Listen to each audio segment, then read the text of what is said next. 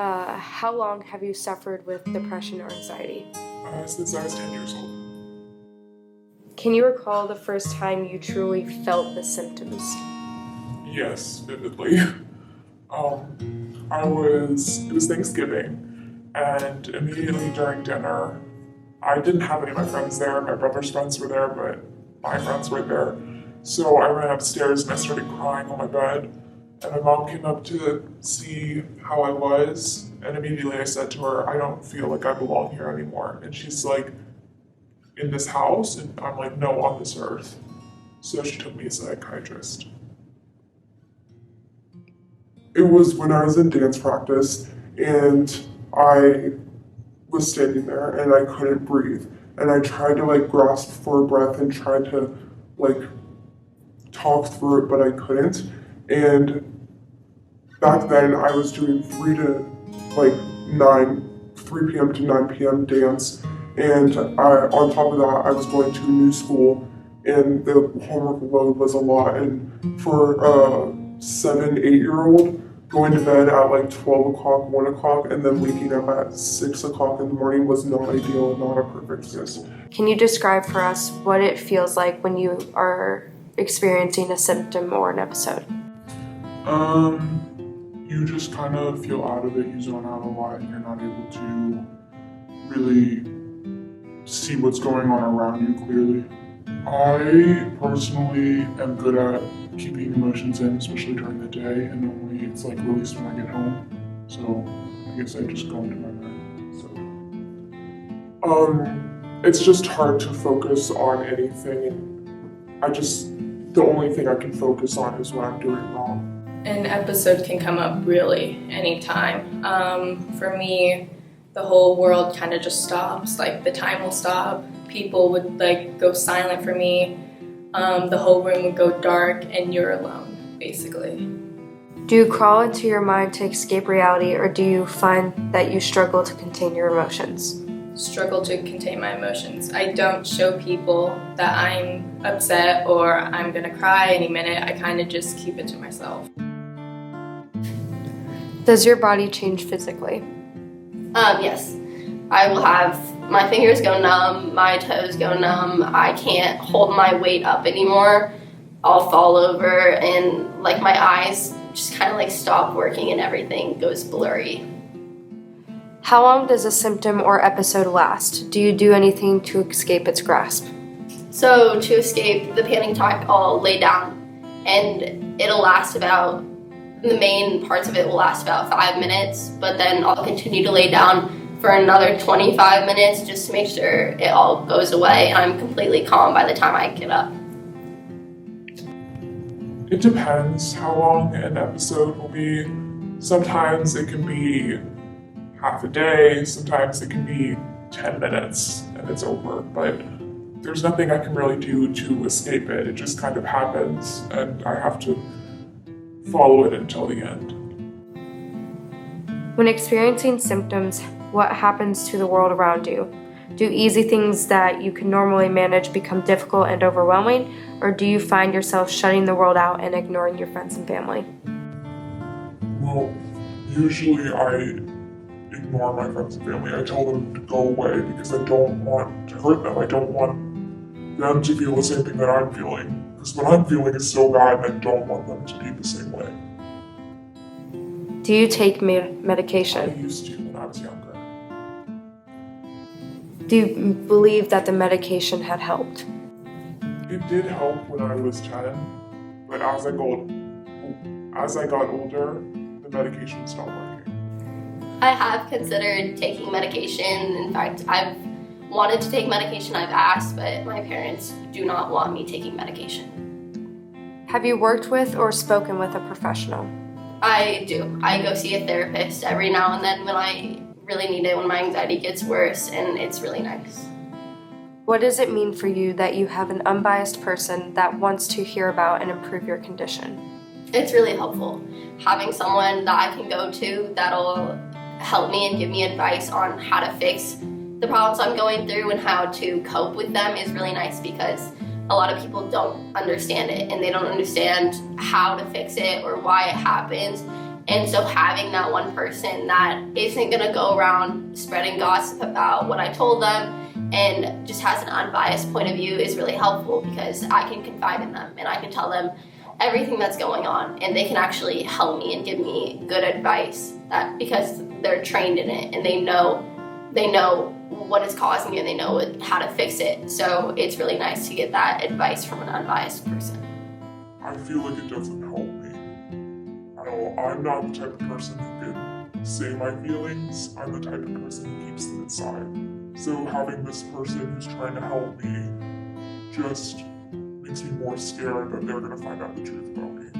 So I end up lying half the time about how I'm feeling. Do you look forward to your visit with your therapist? I do. It's really nice to have someone to go to when the times are really hard, because there are a lot of other people that I can't go to, and there are people that don't understand it. And I've tried to talk to my parents about it before, so I don't have to see a therapist, but they have no clue about anxiety or depression. They do not understand it. They don't know how to give me advice. And so having a trained professional is really helpful at the end of the day. Do you hope that one day you will no longer need a therapist, or do you see a greater benefit of having a therapist to help in other aspects of your life? For the time being, I'm planning on keeping a therapist. I don't see a future without a therapist. I think once I'm a lot older, then I won't need a therapist, but for the time being, I do need it, and it is nice to have it, and I'm not planning on not going to see my therapist. Personally, for me, I can't talk to people. I can't express the emotions or what I'm feeling in the way that I know other people really get help from. The therapist can help with. I just don't work that way. I don't function that way. Is there anyone in your life that you can be considered a therapist, perhaps a friend or family member, someone that you feel comfortable with sharing your most guarded feelings?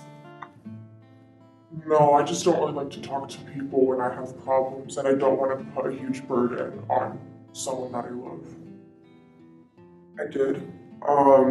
She was my best friend and like someone who was like a sister to me, and I knew I could always like count on her to like answer the phone and talk to me whenever I'm going through stuff or she's going through stuff. Like even if it was like something little, or like if it was 1 o'clock in the morning, then she would like answer my calls or text, and I knew she was always there. How do you believe your depression or anxiety impacts your relationship with friends? My anxiety and depression definitely puts tension on my relationships with friends. It's really hard because at school, I can't talk to them. I'll have to go into a safe room that's quiet so that I can focus and stuff. Like during lunch, I'll just kind of back away from school if I'm having a really hard day. And if I have plans with my friends and I'm having a lot of anxiety about it, I'll just cancel them. I do that a lot, where I just cancel things because I don't want to deal with the anxiety that I go through in every aspect of going out and through those plans. I feel like since everyone goes through different ideas or different stages of it, then that impacts it either negatively because you don't know how to communicate with that person how you're feeling, like, and you don't want to express how like sad or mad or angry you are. I feel like I just can't really always talk to everyone, or that there's like just some stuff that I can't tell people because I just don't really know how much I can trust a lot of people. Do you find them perhaps struggling to remain patient with any changes in your demeanor, or do you find that they are caring and understanding? It depends on the friend.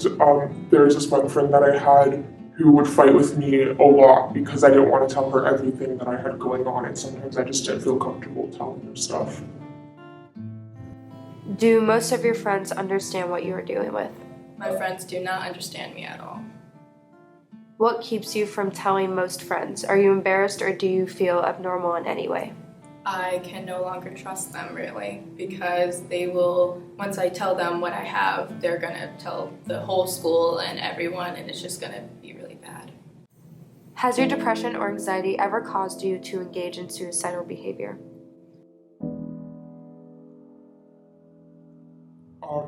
Yeah, I wanted to hurt myself because I felt like I was just hurting people around me by not wanting to talk to them or not wanting to open up to them.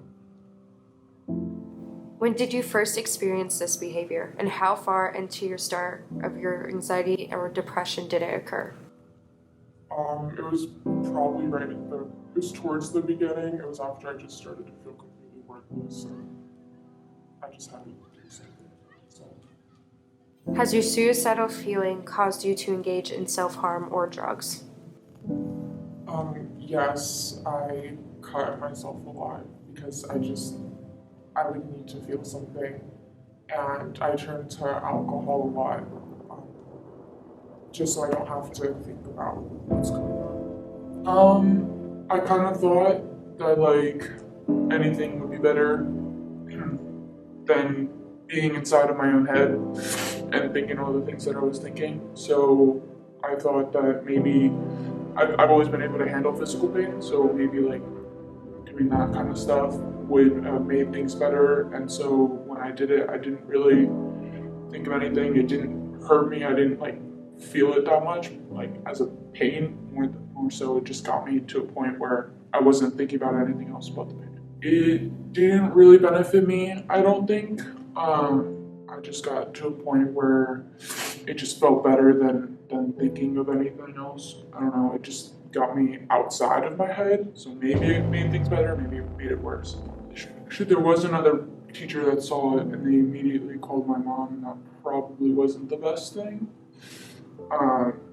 Just being that because my mom's crazy, but I feel like teachers should more so like keep it between them and the student, and if it gets really out of hand, then go and get help. Have you ever tried to end your life? Yeah. The most recent time was when I got in a big fight with one of my friends, and she said, like, I just don't think you care, and that hurts so much because I've always really cared about our friendship, and I just couldn't deal with fighting all the time. So I wouldn't talk to her when we were fighting, but that translated to her as that I just didn't care, but that wasn't true, and I just felt like I was hurting her really badly. I didn't really think I fit in anywhere. I went to school, I did the whole like eat lunch in the bathroom because you don't have any friends, and then I went through multiple things with different people, not knowing whether or not they would like me. I got a lot of anxiety going through like how people see me, what they think of me, and I just got too far into my own head thinking about all these things, and it just got to be too much for myself. The one time I tried killing myself, I got into a fight with my girlfriend, and she blamed me for the whole thing. We were fighting over stupid reasons. We were fighting over a boy, basically. And I got so just sad that I shut everyone out. My friends tried to say, hey, why don't you just go apologize, even though this is your fault, everything's gonna be okay. And that kind of just set me off a little bit. So I went home that night. My mom was out with her friends and I was home alone. I decided not to eat, and I haven't eaten all day. I decided to not drink water nor anything. And when I was going to go get something, I went to the kitchen and I decided to make myself something. That was when I opened the cupboard door and I saw a knife. I didn't know what I was thinking at the moment, but I grabbed the sharpest one and I put it against my wrist. And at that moment, I was going to end myself. I put it there and I started to cut myself. I came to the conclusion that I was hurting myself, and I noticed that I was about to bleed. So I dropped the knife and ran to my med kit. I grabbed a Band-Aid and I put it over my skin and I just walked away. That night, my mom came home really late, so I didn't get to see her. But while she was sleeping, I was in my room and I was crying for 3 hours straight. I didn't sleep that night. I started to throw a fit. I started yelling at myself. I hit myself, called myself names, saying I was worthless, really, that no one really cared about me as much. That night I slept on the floor because I didn't feel safe in my own room. When my mom came and found me, she started to worry. She noticed I had a band-aid on my wrist and that she thought I almost killed myself.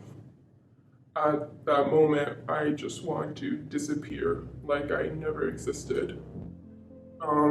She went out of my room. She came back with food, came back with pillows, all my stuff that I needed, and she tried to make me feel better about myself.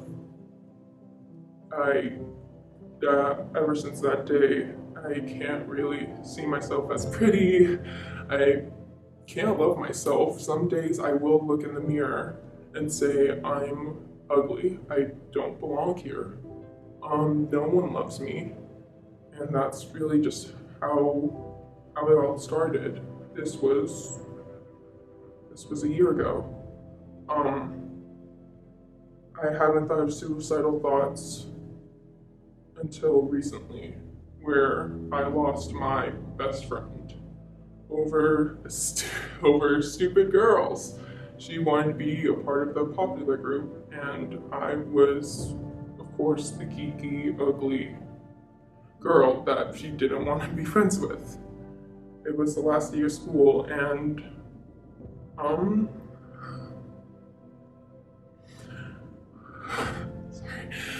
I wanted to kill myself. None of my friends came up to me saying, have a nice summer. They all just said, it's your fault. You lost your best friend. I switched schools that day. Thank God it was the last day. I switched schools. My bully stopped texting me hateful things. I never got teased anymore. Yeah, this year has been really hard. I tried killing myself 2 times already. I've written suicidal notes because I think one day I'm going to do it, and then I back out of it. I went through a breakup with my best friend. I lost my grandmother, who was the only person I could trust with all these things. My brother moved away. My parents keep getting into fights with him because he can't handle himself in crowded places. He has depression as well, and he even tried to kill himself one day. And I think now that I'm saying this, I realize how life is really important. And although I still think suicidal thoughts now, I try hard to back out, really. And I know there's someone out there who honestly, truly loves me for who I am. But at this moment, I don't see it. What I see in myself is just worthless, ugly, non-talented person. And yeah, that's my story. I'm sorry I can't do it anymore. When did you begin drug use? I began drug use in 10th grade. My parents would be gone a lot, and I would just sneak alcohol and get drunk by myself because I just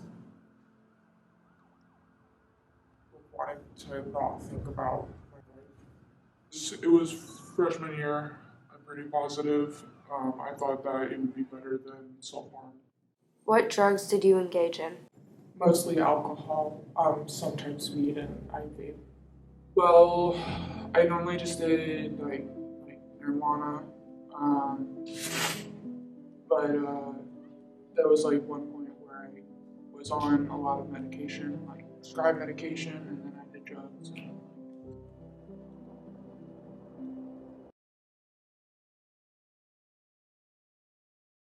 How do you believe depression or anxiety impacts your performance in school?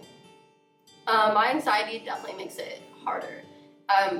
In school, my mind is racing and thinking about a million things, and my anxiety is not helpful to focus on classwork or to focus on my homework or to just even pay attention in class. If we're assigned a reading and the whole class is going around the room reading, I will count out how many people are in front of me so that I can see which paragraph is mine so that I can prepare and reread that paragraph over before I have to read it to the class, which that distracts me from everything else that's going on.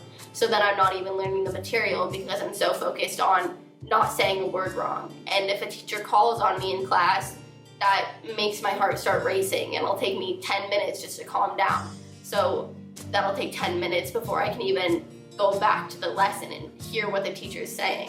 Yes, because you get anxiety like that, the teacher will call on you and say, well, what's this answer? And you won't know what it is, and you will just freeze up, and everyone will laugh at you and say, well, this person, she's so stupid, she didn't know the answer.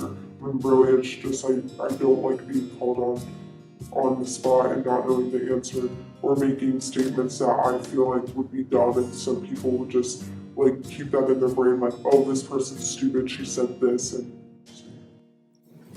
Most teachers don't undergo extensive training regarding how to manage or support students with depression or anxiety. What would you want teachers to know so they can better support students like you? I wish teachers knew that I want them to ask what's wrong. I want to confide in them. I want my teachers to be there for me. I really care about my teachers and I really respect them, and I feel that most of the time teachers think that we don't want them pestering in with our life and that we don't want them asking us if we're okay, but in reality it's the complete opposite, and I want my teachers to ask and I want them to be there for me. what I want them to know is that this is who I am, and they can't change that. They also can't ignore it. So if I'm having an episode, I need to leave, they just need to let me leave. They need to let me walk it out or try to stop it, because I will just keep crying until it ends. And that usually takes a while. Do you think it would be best if you told your teacher directly at the start of the year so that they can appreciate your struggle a bit more? I feel like it would make it easier, but I don't know if all teachers would understand. They might just think that I'm coming up with an excuse to not do work. So at my school, the teachers are told at the beginning of the year what the diagnosis is, but that's more of just an on-paper thing, and so they don't put much thought into how it affects me beyond that. Have you ever told a teacher? If not, do you think that is denying the teacher an opportunity to better understand and know who you are?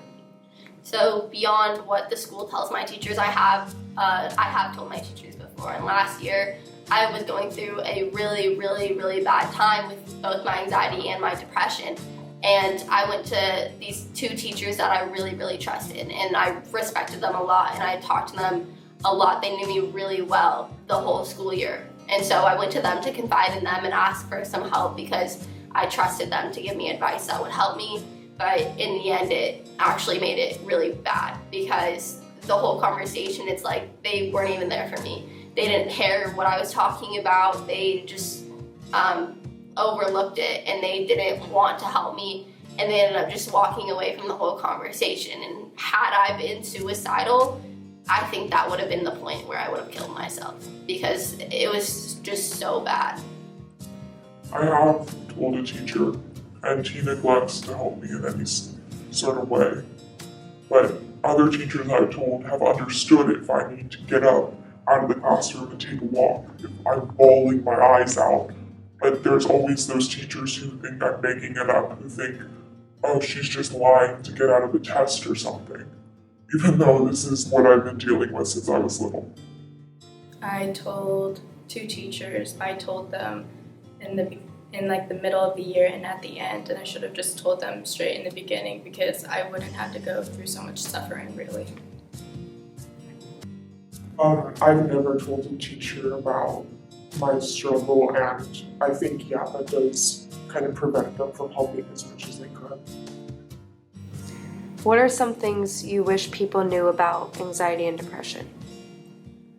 Depression can be really tough. Like, you can think suicidal thoughts and it's just really sad. And for anxiety, it comes up and you don't know how to control yourself really. I wish people knew that it's something that so many people go through, but it's still so stigmatized against. Not a lot of people really understand it, so if there's more awareness about it, then it can be easier to help people.